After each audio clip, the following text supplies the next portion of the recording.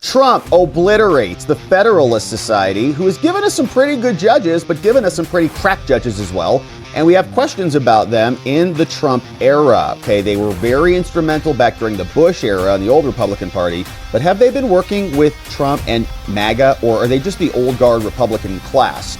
Now, Trump posted this going after this dude called Leonard Leo. Leonard Leo is this fella over here who's done a bunch of work in the Republican Party, gotten us some people like John Roberts, Alito, Gorsuch, Brett Kavanaugh, and Amy Coney Barrett, right? Some of those we're very happy with. We like Gorsuch, we like Alito. Those were pretty solid.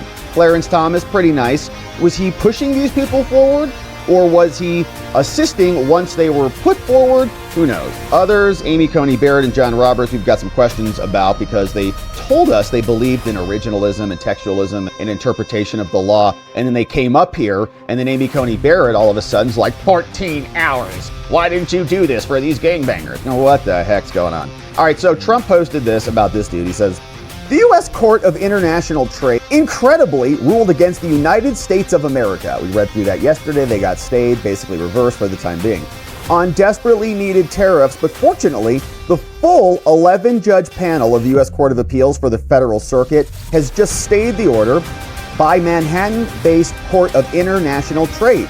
Now, where do these initial 3 judges come from?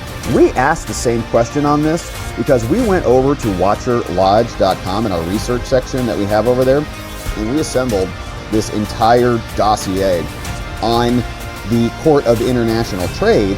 And in here, your boy was doing some digging on these judges, and you see these are the 3 judges who were behind this, Reif, Rastani, and Katzman.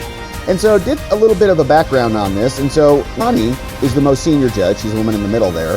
And she is a Reagan appointee. So she was the chief judge for a while, was a Reagan appointee. Now, wait a minute, this guy's conservative red, all right. What about this guy, Reif? Guess who appointed him?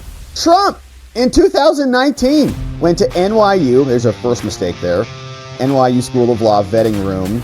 He worked in private business, was general counsel for the trade representative, and then lectured at Columbia, right? Another big problem there. So all those schools are just crap schools.